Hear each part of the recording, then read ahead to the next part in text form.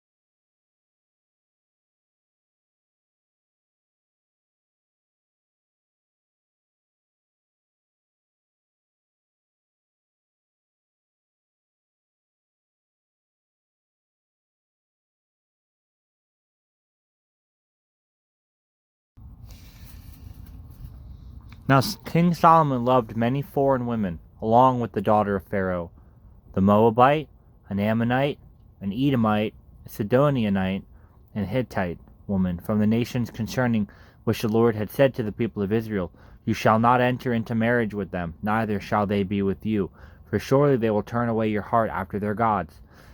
Solomon clung to these in love. He had 700 wives who were princesses, and 300 concubines, and his wives turned away his heart. For when Solomon was old, his wives turned away his heart after other gods, and his heart was not wholly true to the Lord his God, as was the heart of David his father. For Solomon went after Ashtoreth, the goddess of the Sidonians, and after Milcom, the abomination of the Ammonites. So Solomon did what was evil in the sight of the Lord, and did not wholly follow the Lord, as David his father had done. Then Solomon built a high place for Shamash, the abomination of Moab, and for Moloch, the abomination of the Ammonites, on the mountain east of Jerusalem. And so he did for all his foreign wives, and made offerings and sacrifice to their gods. The Lord was angry with Solomon, because his heart had turned away from the Lord, the God of Israel, who had appeared to him twice, and had commanded him concerning these things, that he should not go after other gods, but he did not keep what the Lord commanded. Therefore the Lord said to Solomon, Since this has been your patience, your practice, and you have not kept my covenant, and my statutes that I have commanded you, I will surely tear the kingdom from you, and will give it to your servant. Yet for the sake of David your father, I will not do it in your days, but I will tear it out of the hand of your son. However, I will not tear away all the kingdom, but I will give one tribe to your son, for the sake of David my servant, and for the sake of Jerusalem that I have chosen. And the Lord raised up an adversary against Solomon, Hadad the Edomite. He was of the royal family in Edom. For when David was in Edom, and Joab the commander of the army went up to bury the slain, he struck down every male in Edom. For Joab and all Israel remained there 6 months, until he had cut off every male in Edom. But Hadad fled to Egypt, together with certain Edomites of his father's servants. Hadad still being a little child, they set out from Midian, and came to Paran, and took men with them from Paran, and came to Egypt, to Pharaoh king of Egypt, who gave him a house, and assigned him an allowance of food, and gave him land. And Hadad found great favor in the sight of Pharaoh, so that he gave him in marriage the sister of his own wife, the sister of Tahpenes the queen. And the sister of Tahpenes bore him Genubash his son, whom Tahpenes weaned in Pharaoh's house. And Genubath was in Pharaoh's house among the sons of Pharaoh. Though when Hadad heard in Egypt that David slept with his fathers, and that Joab the commander of the army was dead, Hadad said to Pharaoh, Let me depart, that I may go to my own country. But Pharaoh said to him, What have you lacked with me, that you are now seeking to go to your own country? And he said to him, Only let me depart. God also raised up an adversary to him, Rezon the son of Eliadah, who had fled from his master Hadadezer, king of Zobah, and he gathered men about him, and became leader of a marauding band after the killing by David. And they went to Damascus, and lived there, and made him king in Damascus. He was an adversary of Israel all the days of Solomon, doing harm as Hadad did, and he loathed Israel, and reigned over Syria. Jeroboam the son of Nebat, an Ephraimite of Zeradah, a servant of Solomon, whose mother's name was Zeruiah, a widow, also lifted up his hand against the Lord. And this was the reason why he lifted up his hand against the king. Solomon built the Milo, and closed up the breach of the city of David his father. The man Jeroboam was very able, and when Solomon saw that the young man was industrious, he gave him charge over all the forced labor of the house of Joseph. And at that time, when Jeroboam went out of Jerusalem, the prophet Ahijah the Shilonite found him on the road. Now Ahijah had dressed himself in a new garment, and the two of them were alone in the open country. Then Ahijah laid hold of the new garment that was on him, and tore it into 12 pieces. And he said to Jeroboam, Take for yourself 10 pieces. For thus says the Lord, the God of Israel, Behold, I am about to tear the kingdom from the hand of Solomon, and will give you 10 tribes. But he shall have 1 tribe, for the sake of my servant David, for the sake of Jerusalem, the city that I have chosen out of all the tribes of Israel, because they have forsaken me, and worshipped Ashtaroth, the goddess of the Sidonians, Chemosh, the sun god of Moab, and Milcom, the god of the Ammonites. And they have not walked in my ways, doing what is right in my sight, and keeping my statutes and my rules, as David his father did. But nevertheless, I will not take the whole kingdom out of his hand, but I will make him ruler over the days of his life, for the sake of David my servant, whom I chose, who kept my commandments and my statutes. But I will take the kingdom out of his son's hand, and will give it to you, 10 tribes.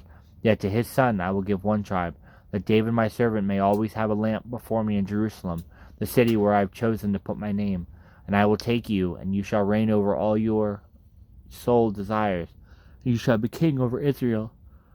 And if you will listen to all that I command you, and will walk in my ways and do what is right in my eyes by keeping my statutes and my commandments, as David my servant did, I will be with you, and will build you a sure house, as I built for David, and I will give Israel to you. And I will afflict the offspring of David because of this, but not forever. Solomon sought therefore to kill Jeroboam, but Jeroboam arose and fled into Egypt, to Shishak, king of Egypt, and was in Egypt until the death of Solomon. Now the rest of the acts of Solomon, and all that he did, and his wisdom, are they not written in the books of the acts of Solomon? And the time that Solomon reigned in Jerusalem over all Israel, which was 40 years? And Solomon slept with his fathers, and was buried in the city of David his father. And Rehoboam his son reigned in his place. Who is often reproved, yet stiffens his neck, will suddenly be broken beyond healing.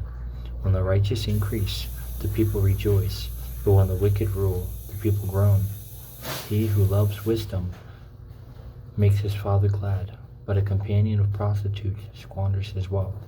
By justice a king builds up the land, but he who exacts gifts tears it down. A man who flatters his neighbor spreads a net for his feet.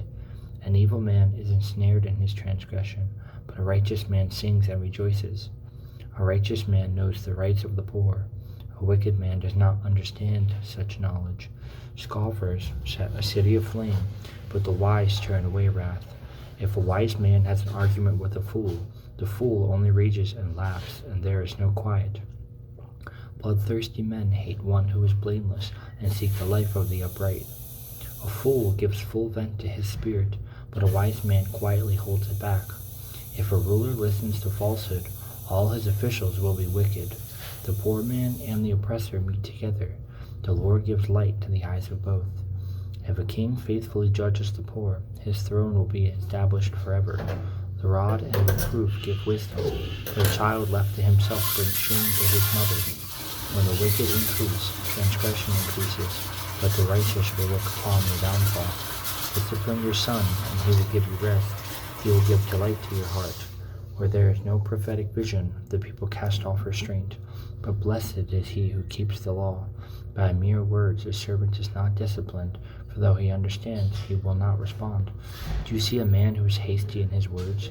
There is more hope for a fool than for him. Whoever pampers his servant from childhood will in the end find him his heir. A man of wrath stirs up strife, and one given to anger causes much transgression. One's pride will bring him low, but he who is lowly in spirit will obtain honor. The partner of a thief hates his own life. He hears the curse, but discloses nothing. The fear of man lays a snare, but whoever trusts in the Lord is safe. Many seek the face of a ruler, but it is from the Lord that a man gets justice. An unjust man is an abomination to the righteous, but one whose way is straight is an abomination to the wicked.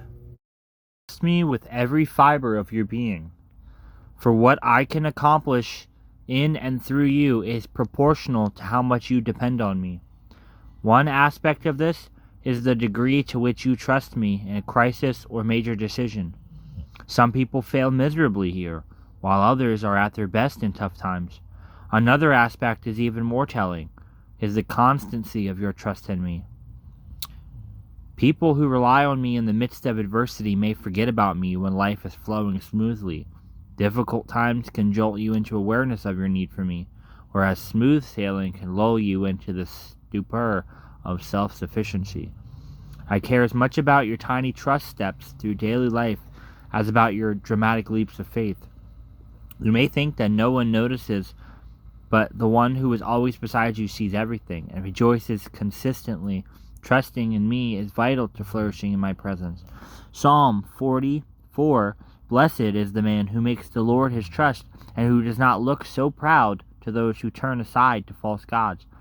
Psalm 56, 3 and 4, When I was afraid, I will trust in you, for in God whose word I praise, and in God I trust. I still not be afraid. What can mortal man do to me? Psalm 62:8. Trust in him at all times, O people, and pour out your hearts to him, for God is our refuge. Isaiah 26:3 and 4. You will keep me in perfect peace, him whose mind is steadfast, because he trusts in you. So trust in the Lord forever, for the Lord is the rock eternal.